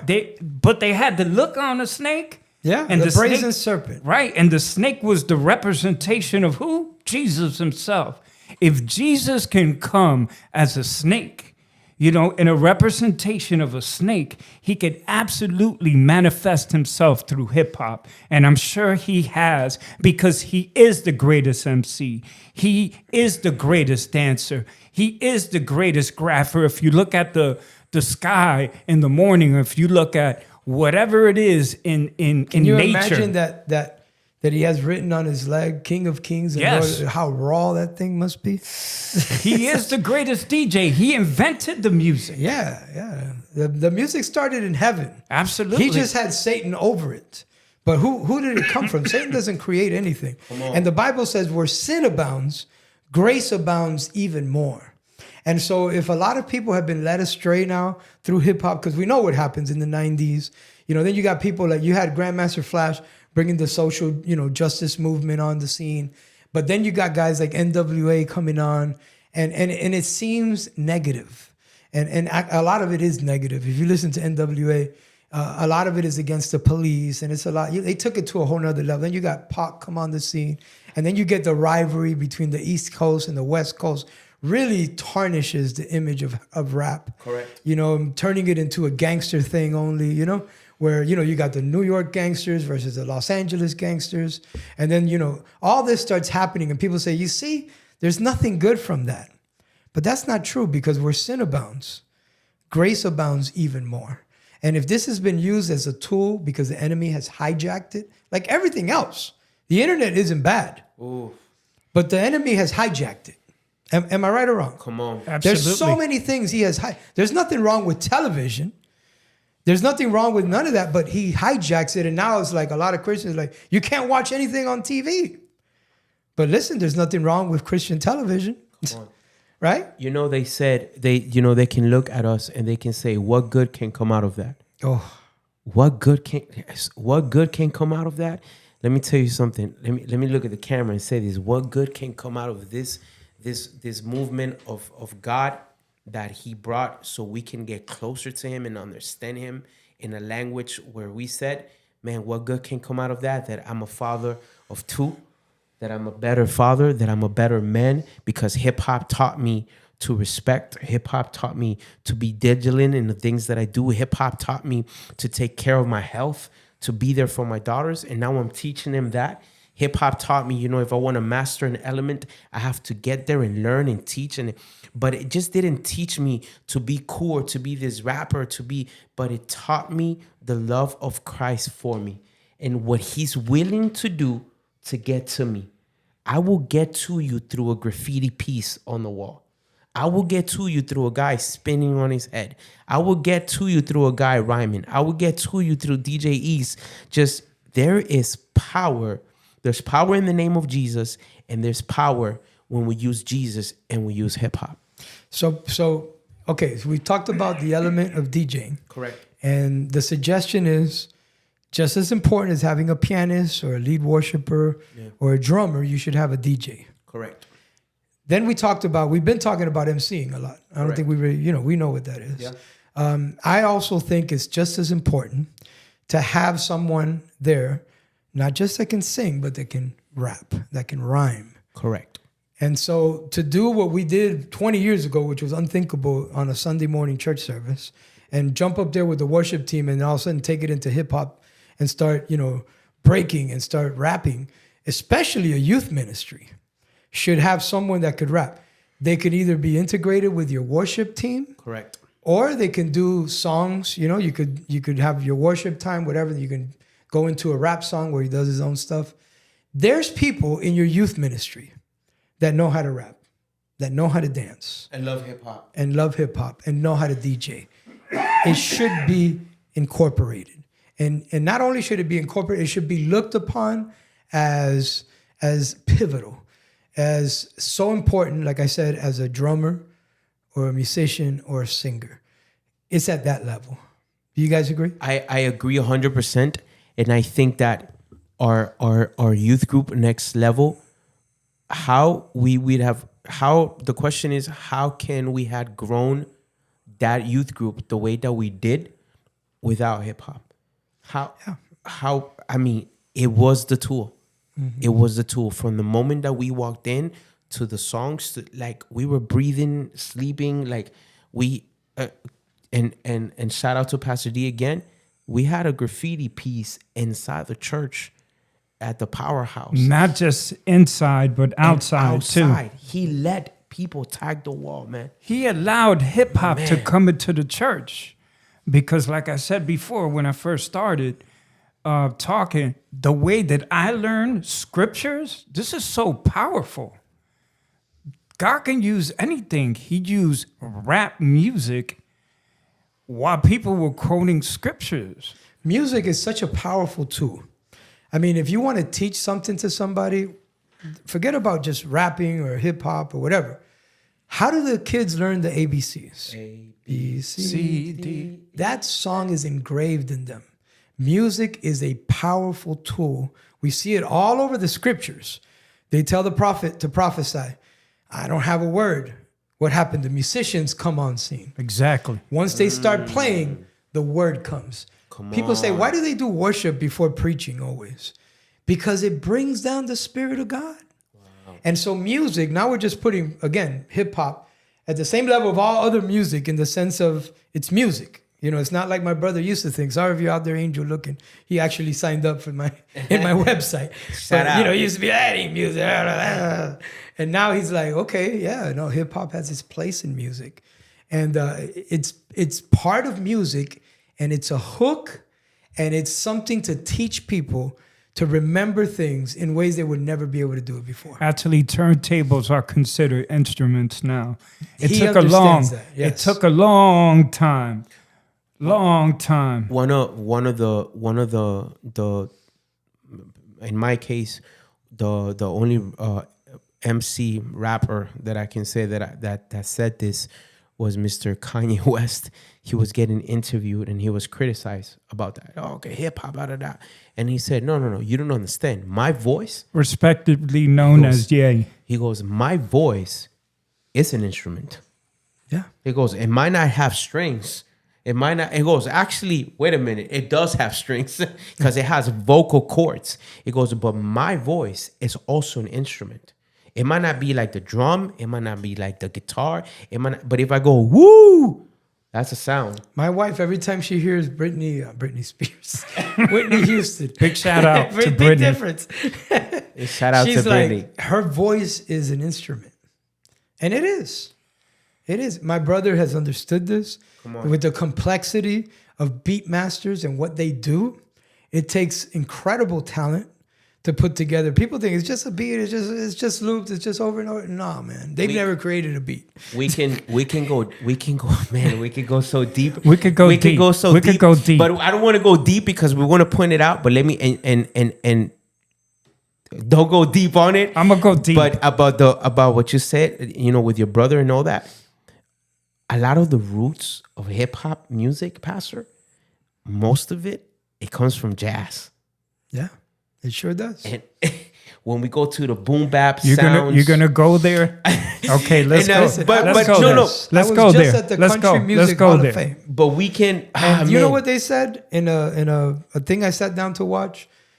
They talked about Yes and no. how hip hop is a spin-off of country music. I don't know how they got that. Absolutely, I agree with You that. agree with that? I agree. I didn't understand it, but All right. I said, okay. I'm going to agree with that 100% because country is one of the greatest storytellers ever. Bring it back to the youth. That's what my wife says. Watch this. Nah, there's some youth that Yeah. like country music. There's actually a lot of people that are sure. youth that sing country music. 100%. Country has the greatest storytelling. Hip hop has the greatest storytelling. My wife and I just talked about Tell her. this. Because she Slick Rick. told me what separates country, because my wife is an avid country listener. Imagine, I don't like country. She does. I like hip hop. She doesn't. In the car, that's been our biggest fight. How do y'all do it? One song her, one song me. Yo. That's how we do it. Or we listen to 60s. That's good music. She told me country, what differentiates country from other music is the storytelling. And then a hip hop song came on, and I was like, listen to the lyrics. And she said, yeah. I said, what are they doing? She goes, yeah, they're telling a story. I go, there you go. Pac said, I started to see them changes. Wake up in the morning and I ask myself. That's already. Is life living? Is life worth living? Or should I blast myself? What is he saying there? He's already, I started Telling to see a story. I started to see them changes. Wake up in the morning and ask. He's already like, Life goes on. from the second that he opens his mouth, you're not just like, oh, let me try to. No, that's the power of hip hop. And I believe that the impact is different. Shout out to country music, respectfully to country music. Especially you. You like country. I like country I love music. country I'm music. going to show you the door here. But bro. the hip hop community. But that is the power of hip hop, of rap music. That is the second that the MC open his mouth, bro. If the MC is good and they have he's the good, power, you are caught. You're like, again, that was something the Pac was good at. The right. minute he opened his mouth, you were like, yo. Every rap I did told my story. PMC, how many times? I know I did this many Born times. in Opalaka. I know that it's a shaka. 1967, I was destined to heaven. But it didn't start out all that well. Started doing B&Es. And from there on, that's my story. Man, I said, man, listen to this one. This one is one that I have. It's called 100. You remember this one, East? And it says, man, we're living in a cold world, no lie, surrounded by many people giving you crooked eyes. I never thought that I would be so mean, but we're living in a world that makes it by any means. Call me the black meat, call me the black sheep. Don't confuse my greatness with being cocky. In this moment, only God can stop me. Dedicated to the ones that doubt me. Now I'm all in and they all out. Too many fake rappers claiming that they ball out. I'm a veteran, betterman. This is my crown. Too many kings out here, but we don't see no crown. What are we doing? Yeah. We're saying a story, bro. Like we're not just mouths or howls or out, but we're making sense. And it's, I believe, as an MC, that is God through me, man. Let's. I mean, I don't know how long we've been going, but it's been. Man, we got an hour and 30. We're yeah, deep, we got to man. start finishing here. We got it. We're in an hour 33. We talked about good. the breakers. We've talked about DJing. We've talked about MCing. I don't think we talked about MCing too much. I mean, if you have something good to say, I wanted to get into the graffiti part of it. I got something really good to say go ahead. about. But Break we it down. really Do you know got what? 20 minutes Nah, this is really fast. Yeah. in total. I mean, This to is really finish. fast. Yeah, Do you know yeah. what? Do you know actually what the word rap means? R-A-P. I'm thinking. The word rap means rhyming and poetry. That's Okay. where it comes from. I didn't know that one. So when you think about all these things about rhyming and poetry, the old school, there's two schools. There's the old school and there's the new school. When prophecy talks about the MC, we're all MCs here. We are also rappers also because we know how to structure. The MCs back in the days, what they would do, just like a person, all of us have done sermons also when we prepare our sermons. It was a pastor, we have a title. We also have a scripture, and we have the body. Time limit. A time limit. But check this out. This is deep because this cannot. I don't think we talked about the MC too much, and this is really deep. The MC, there's the old school and the new school. The old school MC would always be structured. There was a structure every time when they wrote their lyrics. Mm-hmm. They had verses, they had their stamina, they used the metaphors, the similes. And when you were talking, when you were spitting those bars, I was already imagining everything.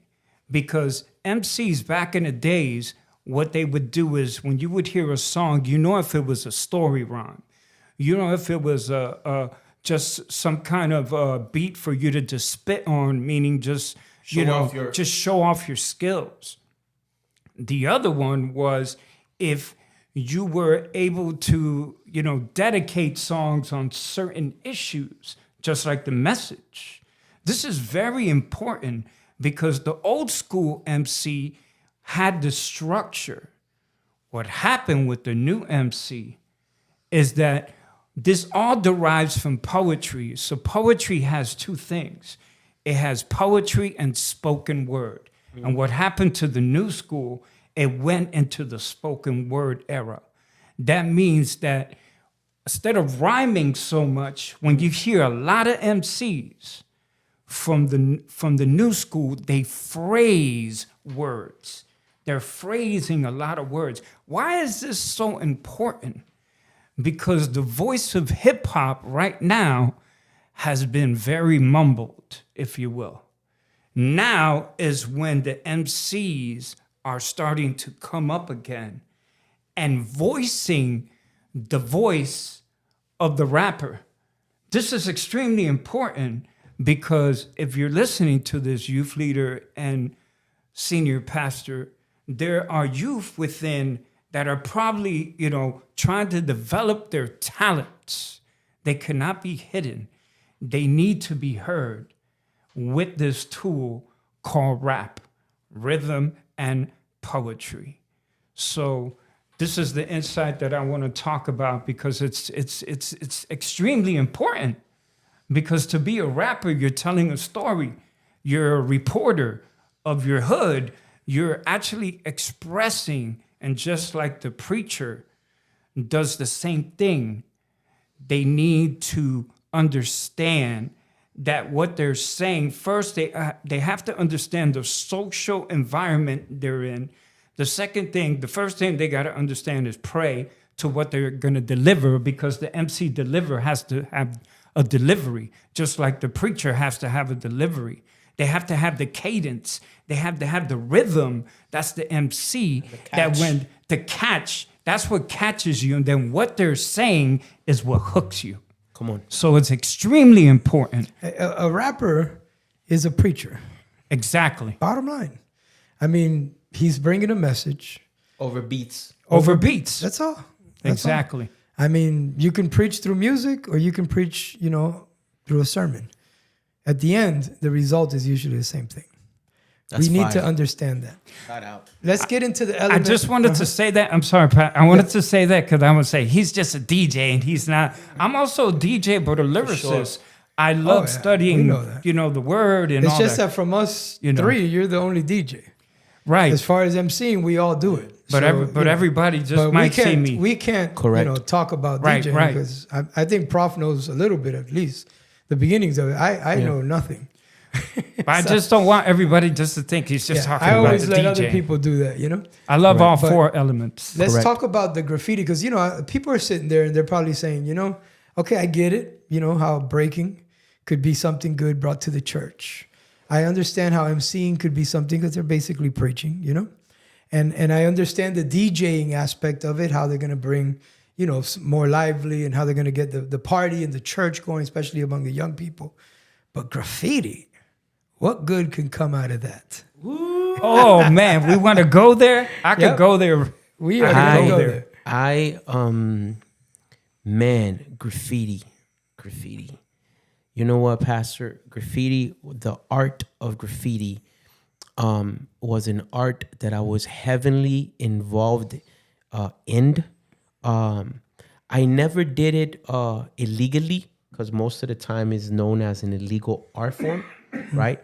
I did do it at times. I did commit that sin, if say, because it's just part of it. But then through the wisdom of God and God, shining the light on me, I started expressing myself on sheets of paper. I started expressing myself on my friends' book bags, because they would give me their book bags and I would do a piece, or their jean jackets. So I would grab their jean jackets and I will paint with white paint the back of the jean jackets, and then I would do a piece in the jean jackets. And a lot of the times, they would request. They would be like, "Hey, I would like to have this." Like, cool. But most of the time, they were like, "Man, just do whatever you want. Just make it look dope." So I would say that was a perfect moment for like God to just, give me this creativity, and I will always have an element of God in there, a cross, something in the piece will always have God, in it. When I became a JD, the main thing I would use was a 7-point crown, and I would try to stick to the red, white, and gold colors. But graffiti, you know what? It's such a mystery, but it's not. Man, some people believe that it started in New Jersey. Some people. I don't go that route. I don't go on the route of the New Jersey route, but I do go on the route because I have evidence of this. I have like the holy book of graffiti, and Subway? Subway art, and it was a guy named Tacky 183. Okay. That lived in New York, and that was a street, and he was a paper boy. And Tacky 183 one day decided to put Tacky, which was just like a name that he thought of, a nickname, and he put 183 on one of the trains. And someone else said, "Hey, well, my nickname is East, for example, and I live on 152nd." And then that became, but the power of that, the power of graffiti, because I was very heavily involved in that, and I study so much. The people did not, when it first started, people were like, "Look at this garbage. They're painting all over the city. They're painting." There was messages going through the trains of New York City. And a lot of the people were ignorant that there was a message behind this piece.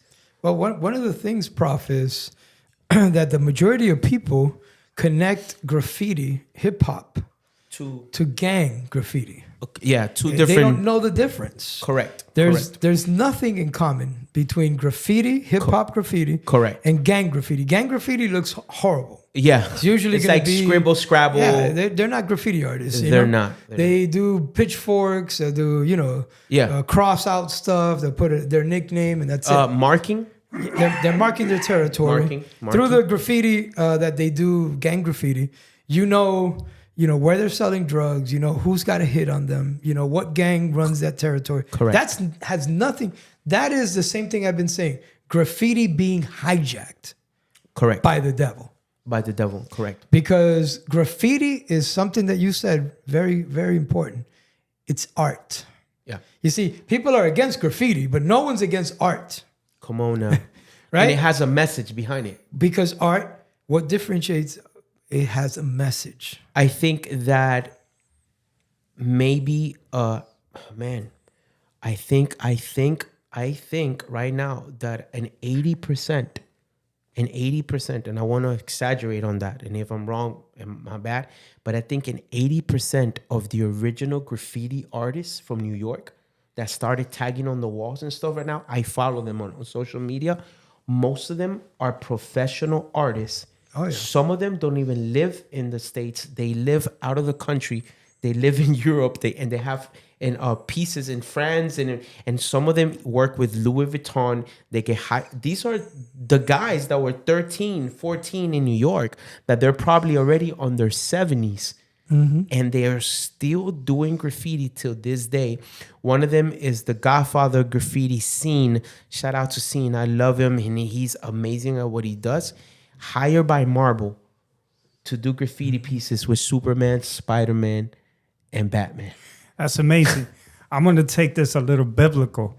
The first time that I know that you could see tagging was probably in the Old Testament when Moses got the 10 Commandments. God actually wrote those 10 Commandments. I believe it's probably the first time you ever hear in the history of the Bible that God is writing something. Is that correct, Pastor? Yeah, I can't think of no other time. I'm sorry. Because what is graffiti, East? He was just right. He was tagging up on a tablet. And he was writing rules. And he was expressing a message not just to Moses, to humanity completely. Yeah. That if you realize after that, the first time that I believe, y'all gonna laugh at this because this, you know how I look at the Bible artistically a lot. The first time that I ever saw graffiti in the Bible wasn't it with Ezekiel? What's that story, Yeah. Bible? Pastor, I call it the Pastor Bible. That's the Bible. Wasn't it that Ezekiel when he wrote? What was that, the finger of God? Wasn't it the finger? Which has become a famous portrait now. They call it the finger of God. Yeah, Right. That's so amazing if you realize. but all that's these- after Moses. Right. That's Which- way after yeah, way Moses. after. Which that the finger of God was considered in not the main one, not the original one, Yeah. but someone did it in New York in the trains in the late 70s, and it was considered as one of the most important graffiti pieces ever made in a train because of how big they did it. Because I believe they took about 5 trains to do the 2 hands. Yeah, I've seen that picture. And let me take it even further back. Churches, stained glass windows. Absolutely. If you look That's at the deep. stained glass windows, That's deep. a lot of people, when they did this, a lot of people didn't know how to read. They were illiterate. And so they couldn't read the Bible. So what they did was on the stained glass windows, they would tell the stories of the Bible. And usually it would go in sequence. If you go reading, you go through it, a church, you're going to find an entire story, maybe the creation of the world, the story of Moses, whatever. To me, that is the beginning also in, I'm not going to call it modern history because it's not modern history, but maybe, after New Testament times where they start using something similar to graffiti. And it was in the stained glass windows. Check this out. And you're like, pastors and youth pastors, I was like, but what is this? What does this have to do anything with the church? I'm going to tell you very simple. You remember when you go to those, back in the days, to those nurseries and the churches, when they had all those pictures and all those drawings on the wall? I remember, to me, that looked like graffiti because they would do like certain scenes from the Bible. And I was like, yo, this is dope. This is cool. So I'm allowed to rap. I'm also allowed to dance in the church. I'm also allowed to play and listen to music besides just praise and worship. Now I see graffiti in the church. That's amazing. I mean, that just opened up my understanding. John 3:16 on the wall. Yeah. Again, Jesus on his leg. King of kings and Lord of lords. That's Amen. got to be the baddest piece ever. Come on. I can't wait We to could see go that. deep on that one. Come on. Pastor, you had a graffiti tag? You ever did a graffiti tag? You had a name? Nah, I used to do gang graffiti. Just but Yeah. I remember, it's crazy. I still have it to this day, and I'm gonna show it to you. You signed a CD when I first saw you, the first time that I ever met you, when I was 12 years old. You signed my CD in 1997, and you tagged it, and you put "Past the AMC." Yeah, that's and I used to be M-Dog. I think that was like your tag, and then East is East, I mean, I'm not going to reveal because in graffiti, yes, I did graffiti. I actually, many years ago. There's no statute of limitations. Yeah. I mean, Nah, there but- is statute of limitations on that. Yeah, but I'm just. You don't have to worry about going to jail But, over no peace. I remember doing my tags and stuff like that. You know what I did? Y'all know what I did? I give you a little insight. I had the people in school like flipping because since I was so much into graffiti, my main tag, which people knew about it because I wasn't doing like illegally, it was poems. I will always go by Poems. Poemz. Poems, right? Poems. But then I had another one, and it was Expo. You remember the markers? Expo? So that was my tag, Expo too. So I would have like poems. Yeah, I saw that on 995. Oh, no. I'm kidding. That wasn't me. But I would tag Expo everywhere too. So people would be like, who's Expo? Who's Expo? Because I had poems. So I had people wondering who was Expo.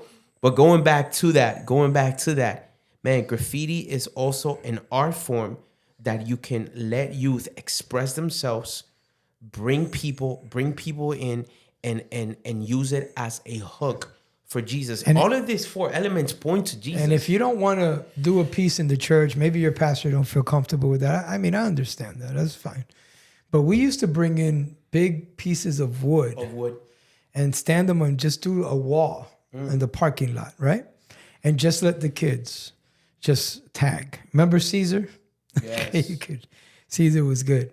And so this is a way of letting, again, the young people express themselves, feel comfortable, you know, that they're home. You know what I'm saying? They're not coming to a place that's like school, you know? I always try to run my youth ministry as far away as I could from school, because kids hate school. They're there 8 hours a day. They're in there Monday through Friday. They don't want to go to church and go back to school.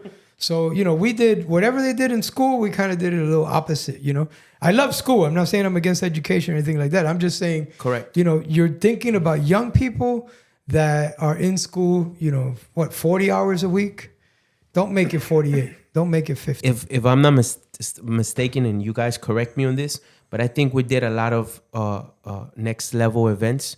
And I remember us having some shirts with some graffiti on it at one point. I don't know if you remember, but we had like, I think it was more with the thugs. The Thugs, yeah. The thugs. The thugs. Shout out to the thugs. True Hearts Under True God. Hearts Under God. Their shirt was a graffiti shirt. Yeah, they were our dancers. They were incredible. So youth pastor, youth leader, head pastor. Imagine your youth ministry can have a clothing brand and do graffiti with the message of Jesus on it, and people can take it. I actually had the privilege, I think, between all 3 of us, humbly, I say, I think I'm probably the only one that has been part of all 4. You're like the apostle of hip hop. The Lord is good. The apostle of what? Of hip hop, because you know, apostles. There's apostles, prophets, pastors, evangelists, and teachers. The Lord has blessed me so much. Evangelists, pastors, and teachers. The Lord has blessed me so much, you know, with all these 4 elements. But the graffiti, I was in a graffiti crew. I'm not gonna mention what it was, but in my middle school, I was an illegal one or like legal? No, illegal. I was in an illegal one, and which that's not the route. And check this out. I have never admitted this on camera, but I want to say this. I wasn't really affiliated with gangs, like in a sense of like violence. But I was in a street graffiti gang because it was more battling. We would battle. I would roll. This is crazy how God saved me from many things. And I'm saying this because maybe some of you are probably involved in this. And I know, Pastor, you're going to reel this in. I never expressed this before. I remember I used to roll with the opposite crew that was hating my crew. I was actually sitting with them in their table while they were graffitiing, and they were practicing while we would go out bombing afterwards. And what bombing meant, we would go tagging or doing. But I was with the opposite crew. Check this out. This is exactly what we're talking about. Hip hop came in, and part of hip hop is graffiti. You probably would have joined the gang had you not been part of a graffiti crew. Illegal, of course, but you're alive. You're alive because you were doing stuff. Look what you guys were doing, actually going out with your enemies, because your enemies were just trying to do better pieces than you. Instead of trying to shoot you, instead of trying to kill you, instead of trying to stab you, you guys were just trying to do better pieces. You see, hip hop was created, again, in mind to try to bring down, de-escalate gang violence. And it worked. Come on. It worked. Absolutely, it did. I mean, if I think about that, and I was like, that's unheard of. Yeah. And I was learning from my enemies, if you will. I was learning from my enemies. And I remember one time we went to a specific place that was the headquarters of the gang that I was with, the graffiti crew that I was with. And I remember somebody just tagged something in that place. And the other crew just came up right there. And this was my crew that they were crossing out. Well, And I was like, what are you guys doing? And I was like, I better keep my mouth shut because I'm outnumbered. Yeah. And I ain't rolling with these people no more. I know that they're supposed to have been my enemies because I grew up with them. But I was like, this is not right. Ooh. You know what I'm saying? I shouldn't allow them to cross them out. And one thing that hip hop gives you in the secular meaning in the world, it gives you a sense of pride that you belong to something, that you want to be part of something, and then you want to express yourself. It's all about expressing yourself. Right. With that said, this And I've never said this to anybody. That's a deep one right there, East. With that said, Pastor, I'm not saying we're bringing it to a close. If you guys want to bring it to a close, Yeah, we need to. But this was for me. This is youth pastors, and I think we got to copyright this. But with that said, I said that Jesus changed my life. Jesus changed my life, and hip hop was the tool that he used to transform it. Amen. Absolutely. Yeah, Jesus I wanted to go to saved my final life. words. If you want to say something, that's a very powerful. Jesus saved my life, and hip hop was the tool that he used to transform it. Easy, you want to say anything to wrap this up, brother? Yeah, I Any just final want to thought? say my final thoughts is that I always say this as somebody that writes poetry, spoken word, DJs, still loves graffiti, break dances, not really as I will now, but I still do my popping sometimes. If you see me at church, but my final words is that give hip hop. See, hip hop was underground. Then it became commercial. But we have to realize that hip hop could be used spiritually, and it could reach so many people if that hip hop as a tool is used the correct way. I always say this. So good. Many people inspire me. Listen to this. Many people inspire me, but God is the one that gives the inspiration. So hip hop gives me the inspiration, but the one that inspires me is the one that made hip hop. My prayer is that those of you that are listening, I'll kind of look here at the camera. Those of you that are listening, I pray that the passion with which we've expressed ourselves here and what hip hop has meant to us and the role that it has played into changing our lives, into being able to use it as a tool to reach others. All of us have been impacted in a different way. My prayer is that you just really receive that passion and that you understand that hip hop is a way of expressing yourself. Through DJing, you express yourself. Through rapping, you express yourself. Through breaking, you express yourself.